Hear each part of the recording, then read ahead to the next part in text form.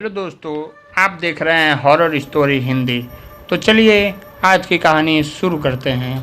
दोस्तों, मेरा नाम फुकरान है। मैं 25 साल का हूँ। मैं जो आपको कहानी बताने जा रहा हूँ वो मेरे साथ घटी एक सच्ची घटना है। तो दोस्तों, मैं कहने पर आता हूँ। मेरी शादी होकर कुछ ही दिन हुए थे तो हम बड़े घर की ज़रूरत थी, क्योंकि मेरे छोटे भाई की शादी होने वाली थी। तो हमने एक एजेंट को बोला तो उसने एक घर बताया कि वो घर मेरे परिवार के लिए बहुत ही सही है। मुझे वो घर पसंद आ गया और मैंने जल्दीबाजी में एडवांस भी दे दिया और हम सब उस घर में जल्दी से ही शिफ्ट हो गए। पहले दिन मेरी वाइफ कुछ सामान साफ कर रही थी तो अचानक उसके सामने से कोई औरत गुजरी। उसने समझा अम्मी हैं, लेकिन थोड़ी देर बाद ही अम्मी का फ़ोन आया तो उसने सोचा कि अम्मी मेरे सामने अभी छत पर गई हैं तो फ़ोन किस लिए किया होगा। फिर उसने बिना फ़ोन उठाए छत पर चली गई और चेक करने लगी तो वहाँ कोई भी नहीं था। फिर वह तुरंत आकर मम्मी का फ़ोन लगाया तो अपने तो छत पे थे और आप कहाँ चले गए।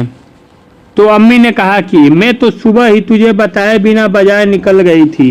यह सब सुनकर मेरी पत्नी सदमे में आ गई और उसके हाथ कांपने लगे। शाम को जब मैं घर आया तो मुझे मेरी पत्नी ने सब कुछ बताया। तो मैंने कहा कि यह सब तुम्हारा सिर्फ वहम है। तो दूसरे दिन अम्मी रसोई में मछली साफ कर रही थी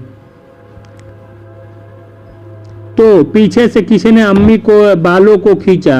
तो जब मम्मी ने घूमकर देखा तो वहां पर कोई नहीं था। अम्मी भी बुरी तरह घबरा गई थी, लेकिन उन्होंने मुझे कुछ नहीं बताया। तीसरे दिन मेरी पत्नी की मां का फोन आया कि उसके पिताजी की तबीयत खराब है तो मेरा जाना नहीं हो सका। तो मैंने अपनी पत्नी का कोई स्टेशन छोड़ के आ गया।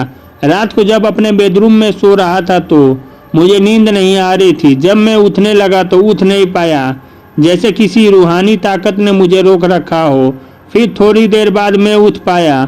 उसी दिन अंतिम बार उस घर पर सोया, क्योंकि सब लोगों को पता चल गया कि उस घर में कोई ना कोई आत्मा का निवास है। फिर मैंने किसी तांत्रिक को बुलाया और उस घर के बारे में दिखाया तो पता चला कि उस घर में सच में कोई बुरी आत्मा है। इसके बाद हम लोगों ने उस घर को छोड़कर पुराने वाले घर पे ही रहने लगे और उसको घर को कुछ दिन बाद बेच दिया। फिर हम लोग हंसी खुशी से पुराने घर पे ही रहने लगे।